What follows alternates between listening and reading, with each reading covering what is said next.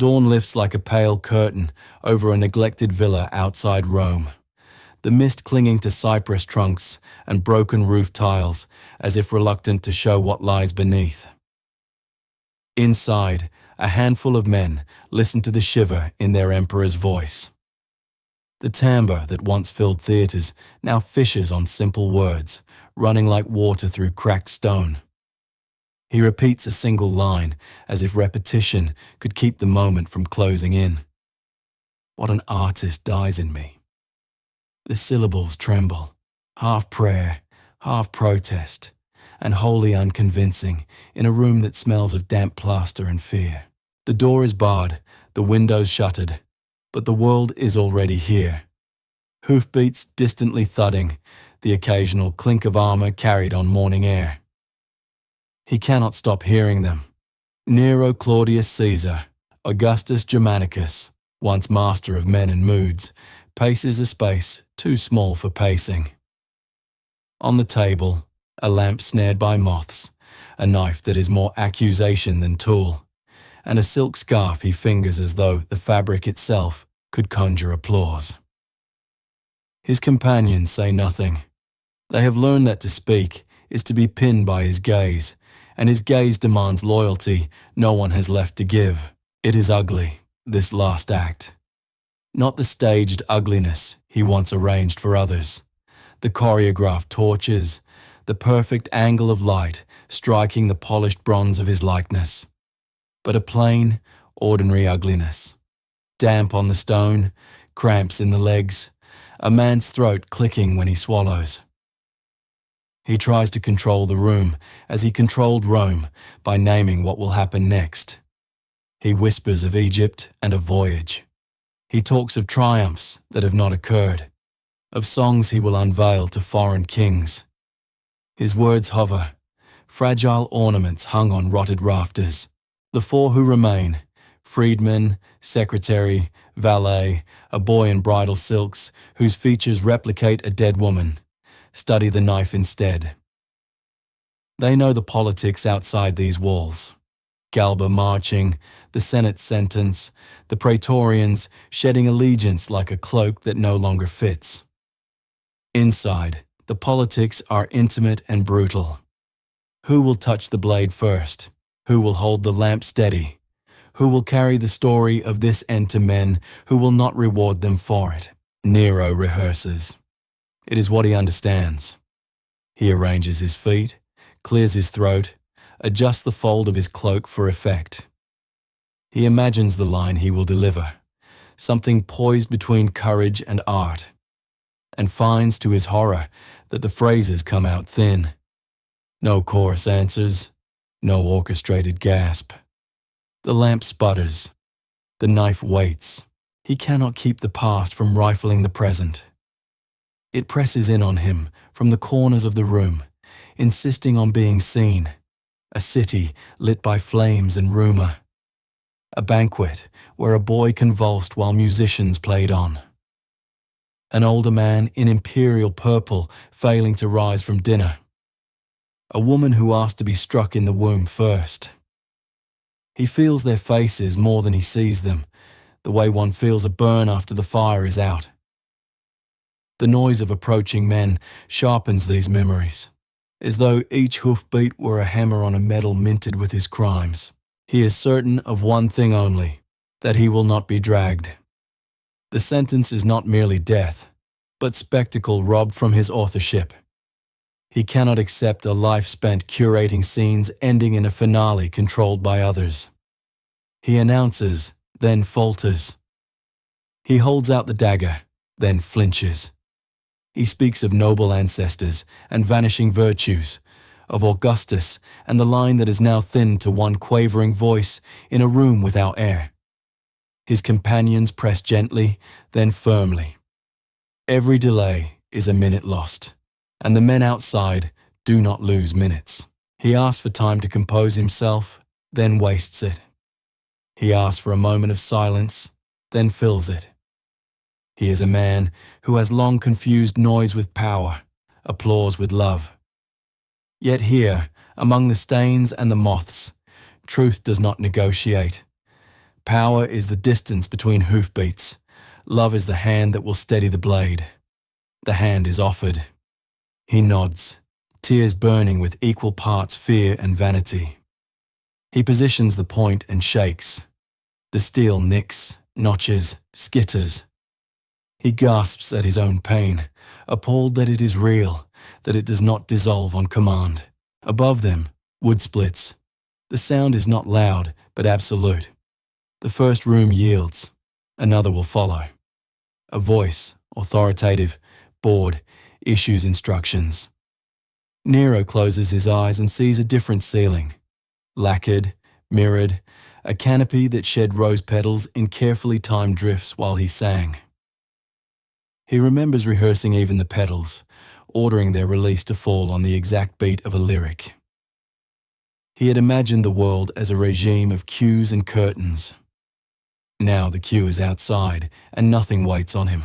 He looks to the boy in silk and sees, for an instant too honest to endure, not a resurrection of the woman he made into a ghost, but a child pressed into a part no child should learn. Shame brushes him, quick, electric, and gone. He turns away. He tells the freedman to speak of Antium, of breezes and salt and omens whispered over a newborn's face. He asks for a memory of the only morning where everything lay unchosen before him. The freedman, who has not been asked for a truth in years, gives him one. The sea was calm, and the child cried loudly, and someone joked that a loud child grows into a loud man. Nero laughs, and in the laugh is an old boy's pleasure at being described. He straightens, he presses. The dagger slides, not enough, then more.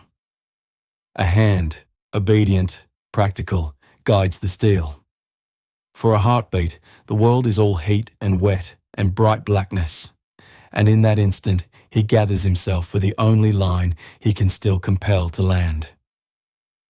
What an artist dies in me, he hisses, and for once the phrase is exactly sized to the room that receives it. The lamp flares, the breath stutters. The silence after is a shape he does not know how to fill. Boots on steps. The barred door lifts, meaning to be a door again. Men descend and see not the actor he once was, not the god he demanded to be, but a body surrendering its stubborn heat to the stone. They will inventory the room, itemize the scene, carry a message back to men who already celebrate.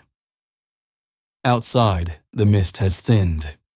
The same sun that glazed marble for his triumphal parades rises now on garden walls he did not build and fields he never noticed. The city that once arranged itself to his whims will stir to ordinary business. Bread to be kneaded, ledgers to be balanced, ashes still to be sifted for anything worth keeping. Because history is a predatory animal. It circles the room and sniffs the earliest blood. It wants to know how a house of many rooms became a cell. How a boy became an emperor who forgot what being a man requires. How a voice, trained to charm, learned to command without listening. It wants the first cause, the unavoidable origin.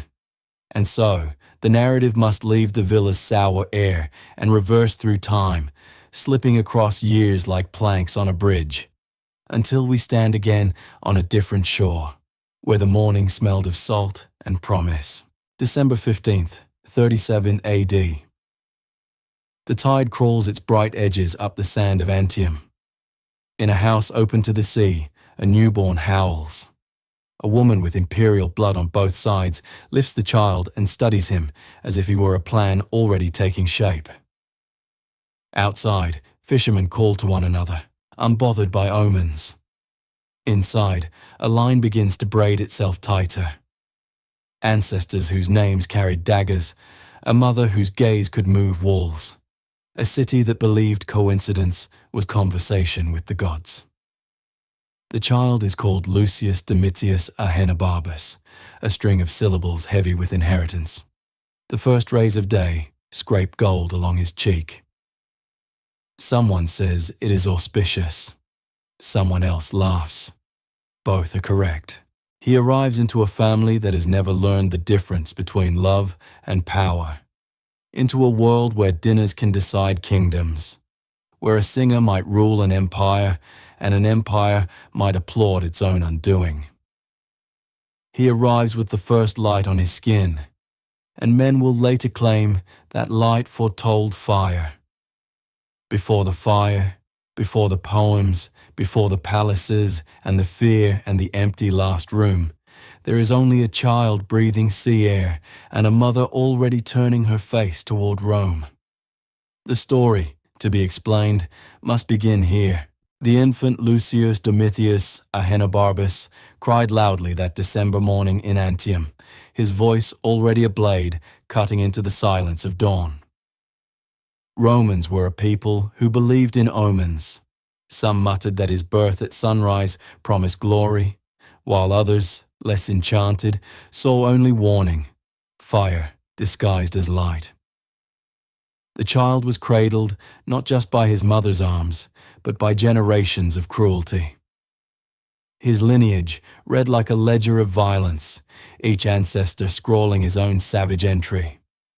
His great-grandfather had returned from Gaul on an elephant, parading severed heads through the streets of Rome as if they were trophies won at a festival.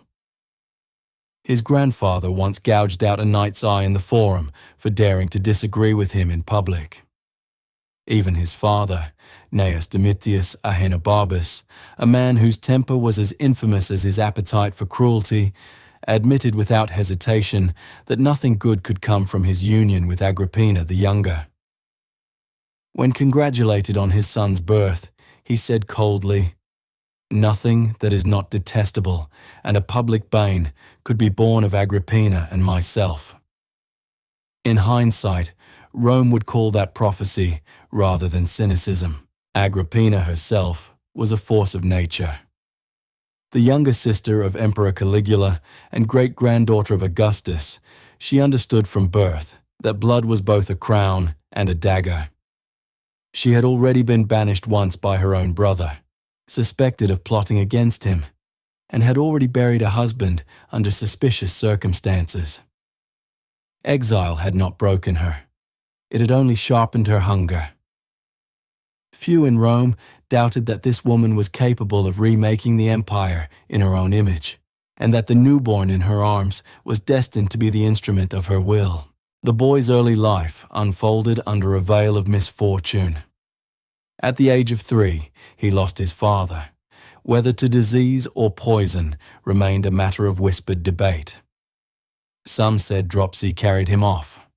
Others suspected his enemies had hastened the process.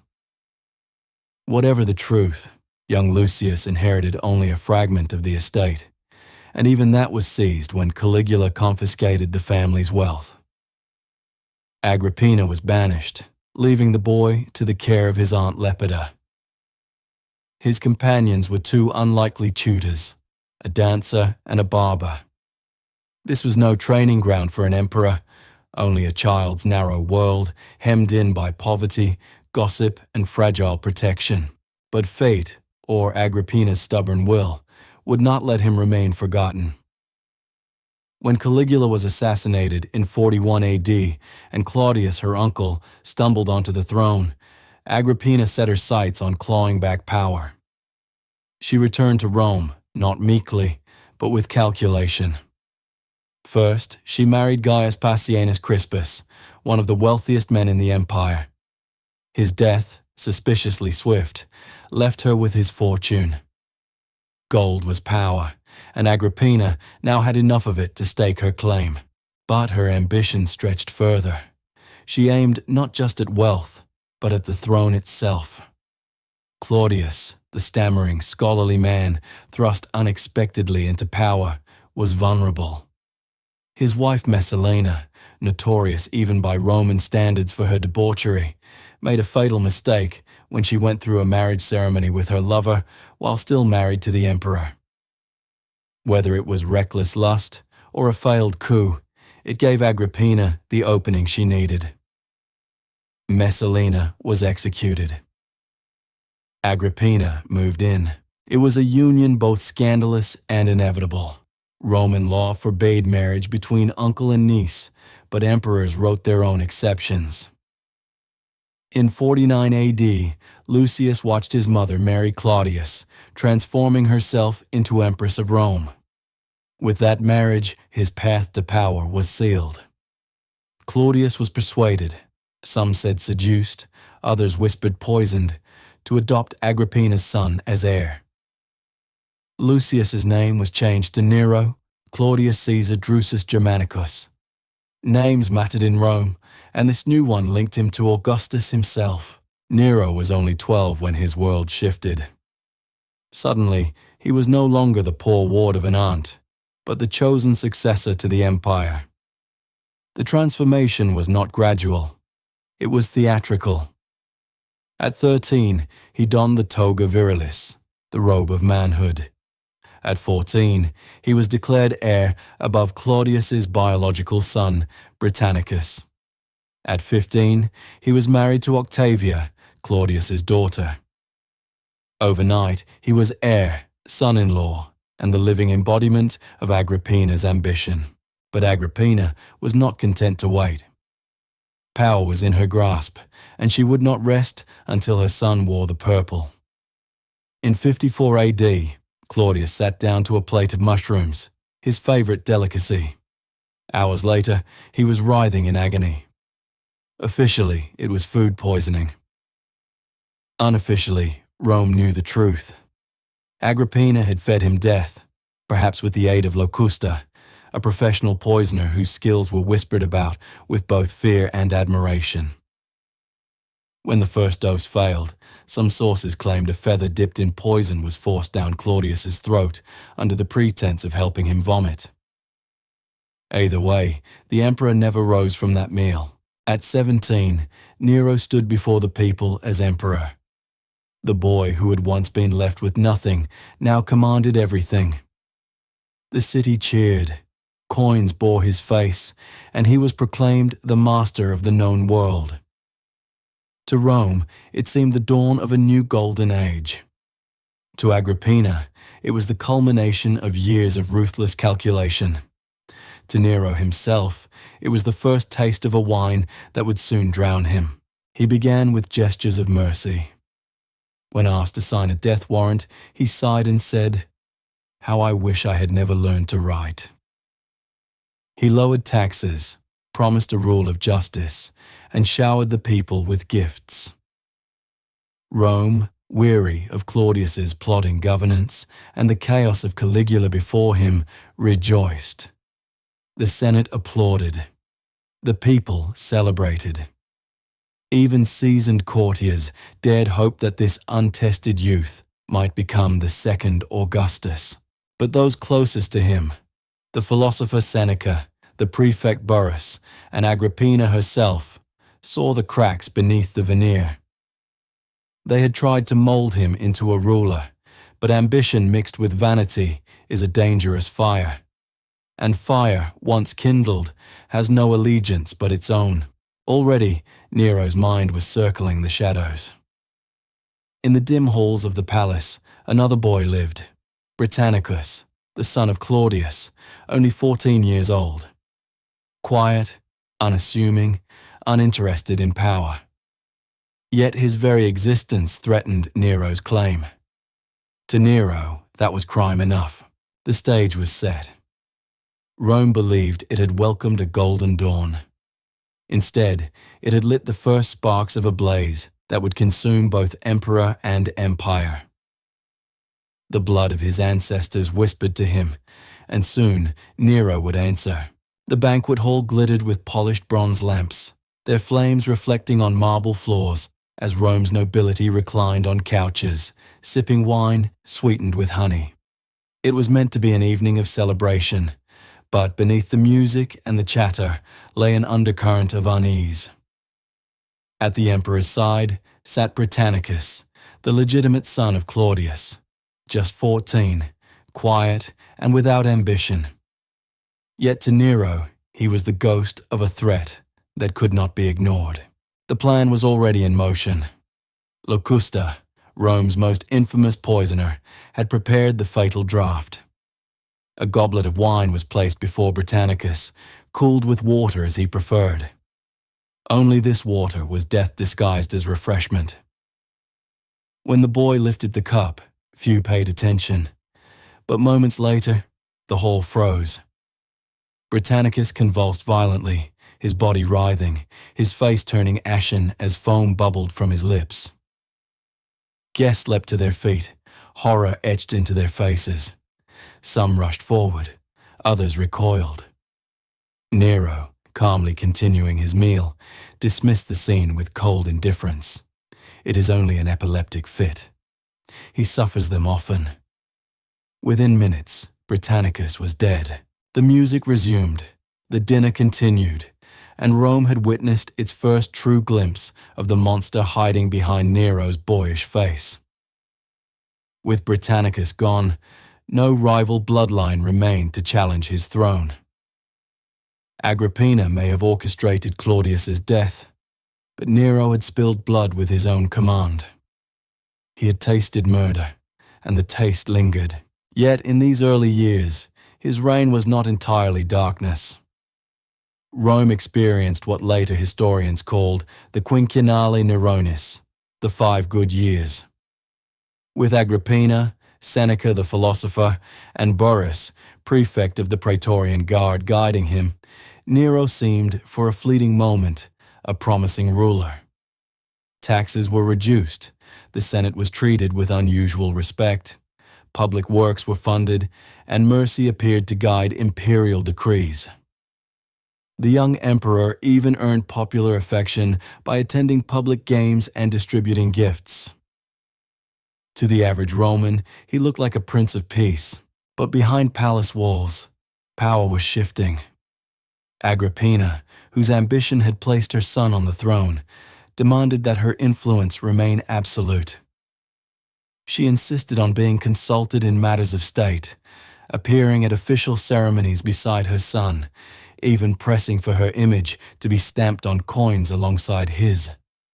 Rome had seen powerful women before, but Agrippina's dominance was unprecedented. Many whispered that she ruled the empire more openly than Nero himself. For a youth just coming into manhood, this was intolerable. Nero chafed under her gaze, her instructions, her reminders that he owed his throne to her. He wanted freedom, not tutelage. He longed for pleasures that his mother disdained, racing chariots, performing music, indulging in affairs. Agrippina's constant presence was a chain, and the more she pulled, the more violently he strained against it. It was Poppaea Sabina who set the spark to that tension. She was everything Agrippina was not: young, radiant, seductive, and utterly without scruples. At the time, she was married to Otho, one of Nero's friends, but ambition had already sharpened her charms. Whispering poison into Nero's ear, she told him that he was no true emperor while his mother ruled over him. Agrippina, she claimed, was turning him into her puppet. Each word widened the fissure already running between mother and son. Agrippina, sensing her waning grip, committed a fatal miscalculation. In a desperate bid to remind Nero of her power, she openly supported Britannicus, hinting that Claudius's true-born son had been the rightful heir. But Britannicus was already in the grave, his body cold in the earth, his lips still stained by the poison Locusta had delivered. Nero never forgot the insult. The tension spiraled into hostility. Their relationship, once the iron bond of a mother determined to shape her son into emperor, now became a battlefield. Nero's paranoia grew, and so did his appetite for freedom. Rome whispered that the emperor was seeking a way to rid himself of the very woman who had raised him, the woman whose ambition had placed him on the throne. The stage was set for one of history's most chilling acts: the struggle between a mother who believed herself untouchable and a son willing to commit the most unnatural crime of all. In the long-shadowed corridors of the Palatine, whispers carried faster than footsteps. Everyone knew that the bond between emperor and mother had fractured into open hostility. Agrippina the Younger, once the architect of her son's rise, now found herself his greatest obstacle. She demanded the privileges of co-rule, a throne beside him in public ceremonies, her counsel on all decrees, her likeness struck into coinage alongside his. To the Romans, this was startling, even grotesque. An empress mother attempting to wear the purple with her son. Nero, barely a man, yet already corrupted by absolute power, seethed. He wanted freedom, not supervision. He wanted chariot races, theater performances, nights of music and excess. Agrippina, cold and calculating, reminded him daily of his duty, of the image he must protect, of the throne she had handed him with poisoned mushrooms. It was not guidance, it was a chain, and he hated her for it. Then came Poppaea Sabina, the intoxicating flame who fed his resentment. With her flawless beauty, her perfume-drenched hair, and her dangerous wit, she became Nero's obsession. She whispered that Agrippina's grip emasculated him, that as long as his mother lived, he was only a boy on a borrowed throne. Each word was a seed, and soon the young emperor's imagination bloomed with plots of murder. Agrippina was no fool. She sensed the threat and fought back with the only weapon she still possessed: lineage. She began speaking openly of Britannicus, Claudius's true-born son, as the rightful heir. Though Britannicus was already dead, the insinuation was enough to rattle Nero. It was treason wrapped in maternal authority. In her mind, Agrippina had given life to an emperor and could just as easily unmake him. In his, she had crossed the point of no return. But killing Agrippina was no simple matter. She was beloved by the legions, admired by the people, and surrounded by loyal guards. Poison, her own weapon of choice, was useless. She had survived too many attempts already and fortified herself with antidotes and food tasters. Nero needed something bolder, something that looked like fate. The first attempt was a masterpiece of murderous ingenuity, a boat designed to kill. Nero commissioned Anicetus, admiral of the fleet, to construct a vessel with a collapsible roof weighted with lead. The plan was elegant in its cruelty.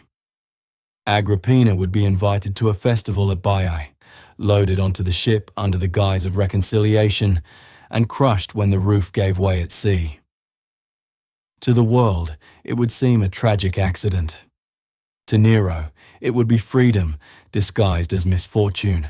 On the night of March 23rd, 59 AD, Agrippina boarded the vessel, unsuspecting. She was in high spirits, convinced that her son had finally restored her honor. The sea was calm, the stars clear above, and laughter carried across the deck. Then, at a signal, the trap was sprung. With a groaning crack, the cabin roof collapsed. Screams split the night. But fate betrayed Nero. The beams killed only Agrippina's companion, Asectronia, while Agrippina herself, showing the feral will that had preserved her through decades of intrigue, hurled herself into the water. She swam through the black waves, her heavy robes dragging her down, while sailors beat at her with poles and oars. Still she pressed forward, bleeding, gasping, driven by the one instinct stronger than fear: survival. Against every calculation, she reached the shore. Wet, wounded, but alive, Agrippina staggered to her villa. In the darkness, messengers fled to spread the news. Agrippina had survived her son's treachery.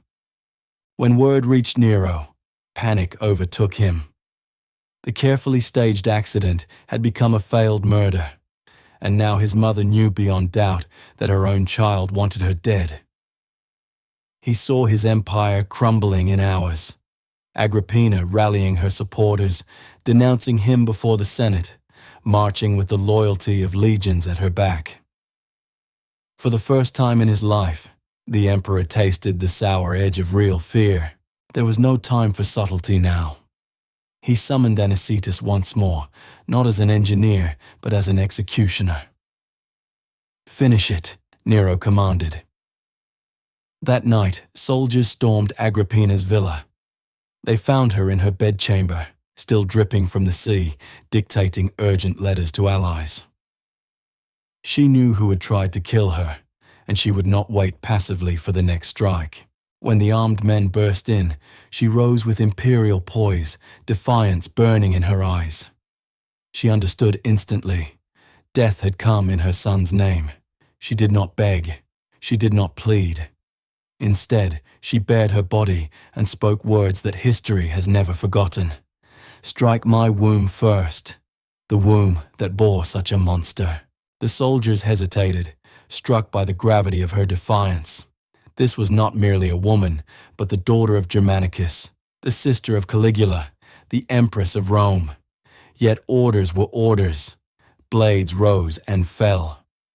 Agrippina the Younger, the most formidable woman of her age, was hacked down in her own chamber.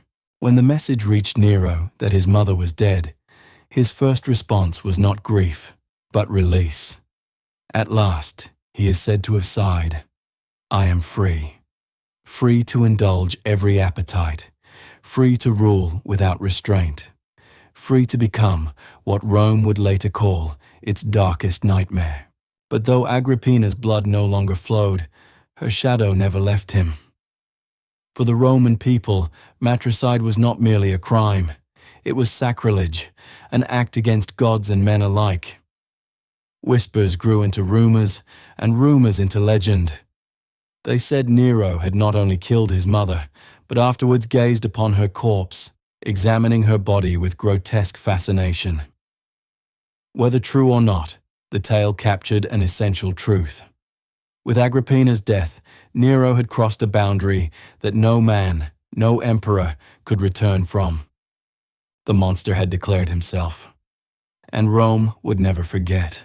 With Agrippina's blood washed from the marble floors, Nero felt unshackled. Yet what he mistook for liberation was only the beginning of his descent. For the first time, no one could tell him no. His mother's hand was gone. Burrus and Seneca's influence began to wane, and the Senate was too cowed to resist. A 17-year-old emperor, free of restraint, now believed himself a god in flesh. At first, his pleasures seemed harmless, even eccentric. He loved the roar of chariots and the thrill of theater, performing music for small audiences as though he were one of Rome's professional entertainers. But for an emperor, such hobbies scandalized the elite. To Agrippina, they had been shameful distractions. To Poppaea Sabina, they were proof of his uniqueness, and she encouraged them. Nero had found a partner who not only accepted his vices, but cultivated them, whispering that his desires were destiny. Soon, blood and spectacle blurred. Members of the imperial family began to die in quick succession. Marcus Junius Silanus, descended from Augustus, was executed on the thinnest pretext. Plautus, another noble with imperial ties, was slaughtered. These were not political rivals plotting in the shadows. They were victims of Nero's paranoia, their only crime being proximity to power. The empire trembled when Burrus, prefect of the Praetorian Guard, died suddenly. The official cause was throat cancer. But in Rome, official causes were often masks, and whispers of poison spread like smoke through alleys and markets. Without Burrus, Seneca stood alone as the last figure able to moderate Nero's impulses.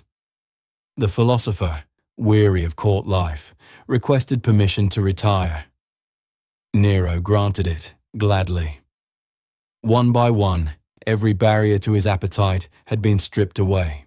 And then came the tragedy of Octavia. Octavia, Claudius's daughter and Nero's wife, had always been a symbol rather than a spouse. Gentle, quiet, pious. She represented the traditional Roman virtues of chastity and duty. The people adored her, seeing in her a connection to Claudius's memory and the old stability of the dynasty. But to Nero, she was an obstacle.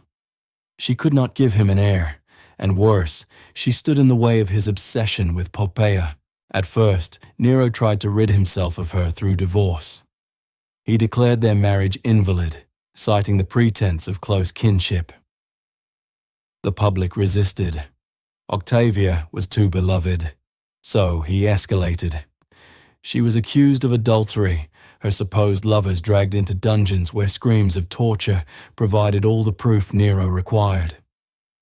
Men confessed to anything between gasps of agony, their words dictated by pain rather than truth. Yet the people of Rome refused to believe. When Nero announced his intent to marry Poppaea, riots exploded in the streets. It was one of the few moments the Roman mob defied an emperor. Crowds stormed the palace gates, chanting Octavia's name. Statues of Poppaea were toppled, spat upon, and dragged through filth, while images of Octavia were crowned with flowers. For a moment, Nero wavered. Even he could feel the danger of the mob's fury. Octavia was briefly recalled to the palace, the empress restored. But Poppaea was not a woman to be humiliated twice. Her whispers turned venomous. She told Nero that Octavia was the heart of a conspiracy, that every riot was her doing, that as long as Octavia lived, Nero's throne was at risk. The emperor, inflamed by love and paranoia, yielded. Octavia was banished to the island of Pandateria, the same bleak exile where noble women of the dynasty had withered before her, but exile was not enough. Within days, soldiers came with the final command.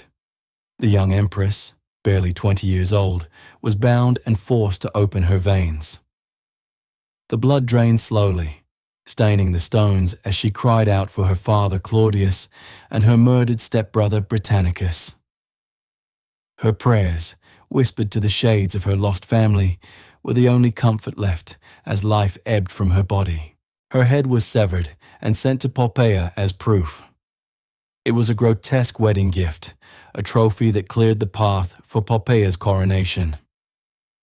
Nero and Poppaea married in a ceremony more extravagant than any Rome had seen, costing sums that rivaled the revenues of entire provinces. The streets overflowed with gold, silver, and wine, as if the empire itself had been poured into a single night of excess. For Rome, the horror of Octavia's murder was fresh. But in the palace, Nero and Poppaea celebrated without remorse. They saw it not as tragedy, but as a necessary act of purification, sweeping away the old virtues to make room for a new dynasty founded on appetite and ambition. The monster, once only glimpsed in shadows, was now seated openly on the throne, wearing the laurel crown as if it were his birthright. And still, Rome had not yet seen the worst. The summer of 64 AD was blistering hot, the air in Rome so dry that wooden beams cracked and straw roofs smoldered if touched by a stray spark. The city was a labyrinth of narrow alleys, crowded insulae stacked like tinderboxes, and markets overflowing with oil lamps, cloth, and firewood. It was in this landscape, waiting for a single ember, that catastrophe came. On the night of July 18th, flames erupted in the shops surrounding the Circus Maximus. Some said it began with a careless lantern. Others whispered of torches deliberately cast. Whatever its origin, the fire leapt hungrily from stall to stall, racing upward through tightly packed apartments. A wind carried it farther, faster. Within hours, the inferno engulfed entire districts. And by dawn, Rome was ablaze. The city burned for 6 days and 7 nights. Whole neighborhoods vanished in a single night of roaring flame. Men, women, and children ran through smoke-filled streets, clutching what few possessions they could carry.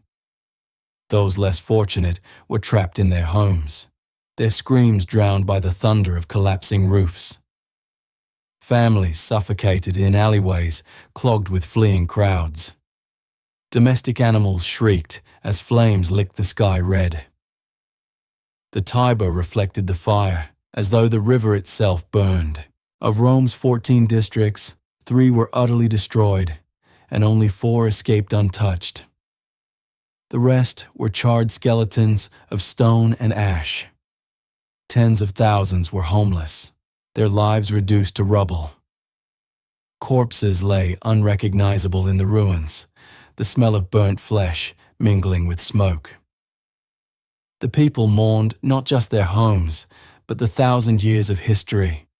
Temples, archives, and ancestral shrines consumed by fire. Where was Nero during this catastrophe? Ancient sources disagree. Some claimed he was at Antium when the flames began and rushed back to Rome, opening his gardens to refugees and organizing relief. Others, like Tacitus, offered a darker version. That as Rome burned, Nero ascended a tower and sang of Troy's destruction, imagining himself the tragic poet of a new Iliad. To his critics, the vision was unforgettable, the emperor strumming a lyre while children screamed in the streets below. Whether true or not, the image was devastating. For Romans, the suspicion grew unbearable. Their emperor had not only failed them, but delighted in their suffering. And when Nero announced plans for reconstruction, suspicion became fury. Instead of rebuilding the city for its people, Nero seized vast swathes of the charred land for himself. Families who sifted through ashes for remnants of their homes watched as surveyors marked out foundations for a palace so grand it dwarfed their grief. He called it the Domus Aurea, the Golden House. Its extravagance mocked the devastation around it. Covering nearly 300 acres, the complex stretched from the Palatine to the Esquiline Hill. Walls gleamed with gold leaf and precious gems. Ceilings, inlaid with ivory, revolved mechanically, scattering rose petals and perfume upon reclining guests. Artificial lakes mirrored the stars, and fountains whispered across marble courtyards. At its heart rose a colossal bronze statue of Nero himself, over 120 feet tall, its face tilted toward the sun in eternal glory. Rome reeled. The emperor who should have rebuilt homes for his people instead erected a palace for his own indulgence. The whispers solidified into accusation. Nero had ordered the fire. It explained too much. The speed with which land was seized, the eagerness of his architects, the obscene grandeur of his designs. Whether guilty or not, Nero was branded by rumor, and so he sought scapegoats. His choice was cunning and cruel: the Christians, a small, despised sect from Judea. They were already mistrusted, their refusal to honor Rome's gods seen as subversive, their talk of apocalypse unnerving. To a city hungry for blame, they were perfect victims. Nero unleashed a persecution the likes of which Rome had never seen. Christians were rounded up and executed with sadistic creativity. Some were sewn into animal skins and torn apart by wild dogs before howling crowds. Others were crucified, bodies left to twist in the sun. Worst of all, many were covered in pitch, tied to posts, and set alight to serve as human torches, illuminating Nero's gardens. While their flesh burned, the emperor entertained guests, reciting poetry as if the screams were accompaniment to his art. The spectacle horrified even hardened Romans. Mercy was not expected in that world, but there was a limit to cruelty, and Nero had exceeded it. Yet for him, these deaths were not tragedy, but theater, one more performance in a reign that blurred the line between stage and throne. Rome's ashes were still warm, its people still mourning, but Nero had already moved on to new excesses. The Golden House rose as a monument to his ego, and the Christian screams echoed through the city as warning and entertainment alike. The emperor no longer cared what his subjects thought. He had silenced opposition with fire and blood. But the fire had done more than destroy. It had ignited a fury in Rome that would never be extinguished. The smoke of Rome's great fire had barely cleared when Nero's cruelty reached new extremes. His marriage to Poppaea Sabina seemed for a time to anchor him. She was young, dazzling, ambitious, and unlike Octavia, she understood how to manipulate his vanity. She encouraged his obsessions, flattered his every impulse, and whispered that he was not just emperor, but an artist destined to reshape the world. But ambition cannot tame madness. It can only accelerate it. By 65 AD, Poppaea was pregnant again. For a brief moment, the empire wondered if fatherhood might soften Nero, if the birth of an heir could anchor his volatile reign. Instead, it ended in tragedy. Ancient writers disagree on the details, but the most damning version came from Suetonius. During a quarrel, some say over his endless indulgence in chariot racing, Nero lashed out in rage and kicked Poppaea in the abdomen. She collapsed, her unborn child lost in blood on the palace floor. Poppaea died gasping in agony, her beauty destroyed by the man who had once worshipped her. Nero grieved, but not in a way any ordinary man would. His grief metastasized into something twisted. It was then that he noticed Sporus, a boy of delicate features who bore an uncanny resemblance to the dead empress. In a decision that shocked even jaded Rome, Nero ordered the child castrated, transforming him into a grotesque living echo of Poppaea. The boy was dressed in fine silks, painted with cosmetics, and forced to walk, speak, and gesture as a woman. Nero staged a wedding, complete with veil, dowry, and witnesses, marrying Sporus in a parody of Roman tradition. From that moment, he referred to him publicly as Empress, parading him through the city in a litter as though mocking both Rome's laws and its gods. The people whispered, aghast, but none dared confront the emperor. Sporus, mutilated and humiliated, became a symbol of Nero's madness, a boy trapped in a role scripted by cruelty. But Nero's hunger did not stop at the private walls of his palace. He transformed cruelty into public entertainment. Banquets stretched from dusk till dawn, drenched in wine and violence. Guests watched as slaves were tortured between courses or animals were unleashed upon prisoners for sport. Senators and equestrians, Rome's elite, were compelled to fight as gladiators or perform on stage like common actors. Resistance meant death. Compliance meant disgrace. Some chose suicide over the humiliation of dancing to Nero's tune. Seneca, his former tutor, slit his veins in a bathtub, dictating philosophical maxims to the last breath. At night, Nero roamed Rome in disguise, leading gangs of nobles through the streets. Shopkeepers were beaten, women assaulted, travelers robbed. The next morning, victims who resisted often found themselves accused of assaulting the emperor, punished for crimes they never knew they had committed. The line between ruler and criminal blurred until it vanished altogether. Then came Greece. In 66 AD, Nero departed for the provinces, not as commander of armies, but as a performer. For more than a year, he toured the festivals of the Greek world, competing in every contest he could enter, singing, acting, lyre-playing, and chariot racing. Judges, terrified of offending him, declared him victor in every competition. At Olympia, when he was thrown from his chariot and failed to finish the race, the judges still awarded him the crown, praising his noble effort.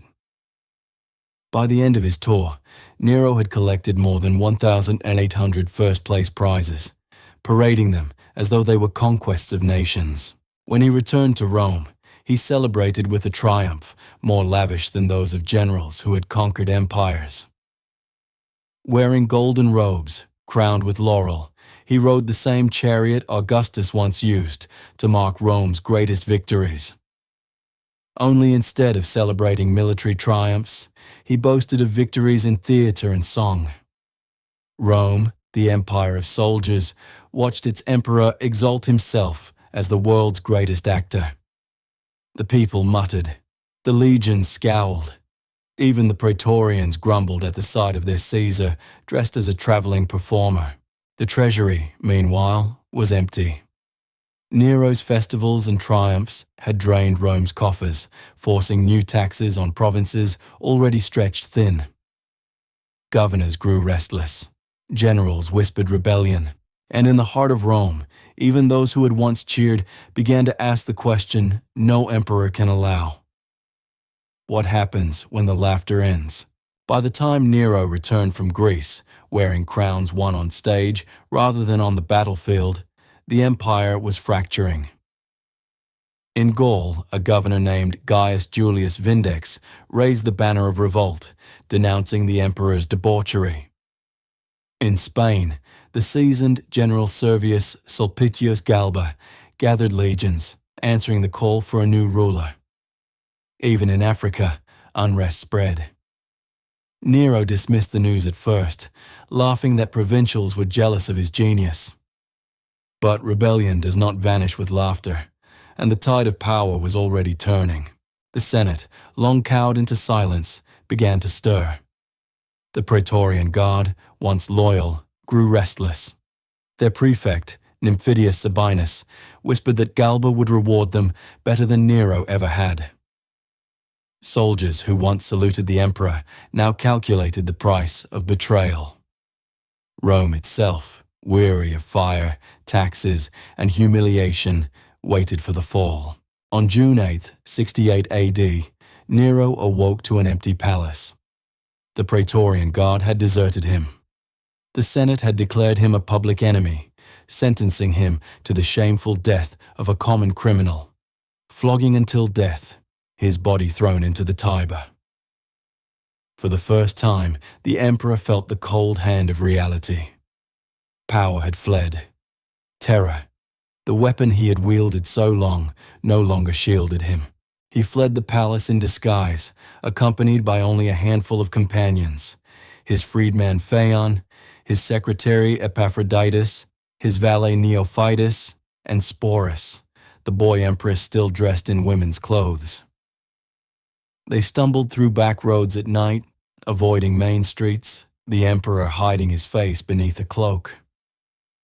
Once carried in jeweled litters and golden chariots, he now crawled through the dirt like a fugitive, begging shelter from the villa of a former slave.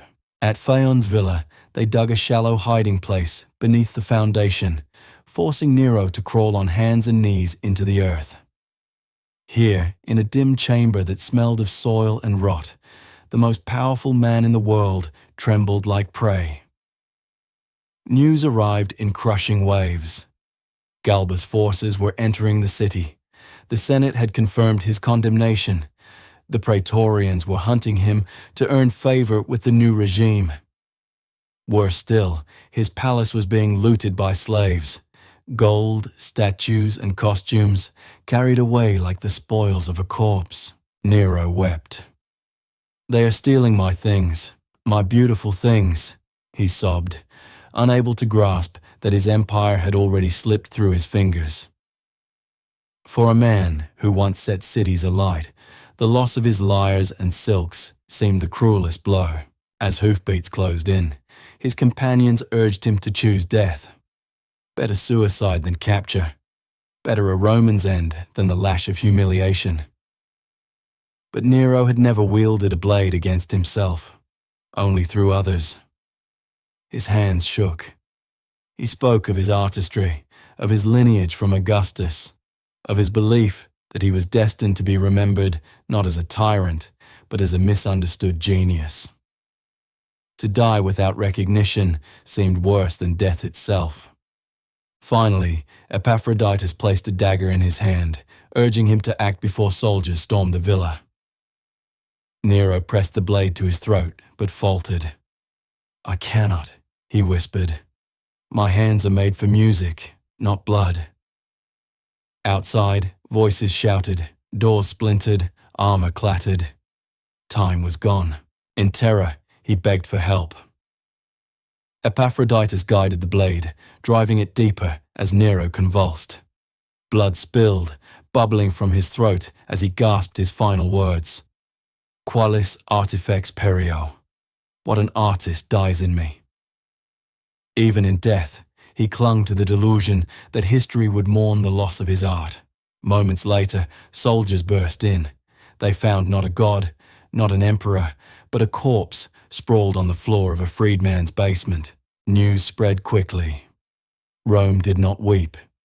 Crowds filled the streets in celebration, draping flowers on statues of Nero's victims, chanting with joy that the tyrant was dead. Across the provinces, festivals erupted spontaneously. No emperor's death had ever been greeted with such relief. The Senate moved to erase him from memory. His name was chiseled from monuments, his images torn down, his golden house filled in with concrete.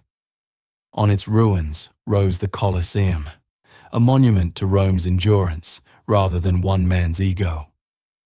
Sporus, the tragic boy forced to play empress, vanished into history's shadows. Some said he was briefly protected, others that he took his own life, unable to bear the scars of what Nero had made him. The Julio-Claudian dynasty ended with him.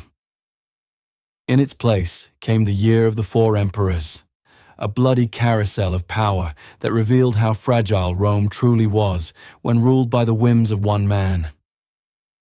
But Nero's reign left something deeper than chaos. It became a warning carved into history. That unchecked power, married to vanity and cruelty, corrodes not just a man, but an entire civilization. He had promised mercy and wisdom, yet gave Rome murder, fire, and madness. He had dreamed of being remembered as a poet, yet became a byword for tyranny.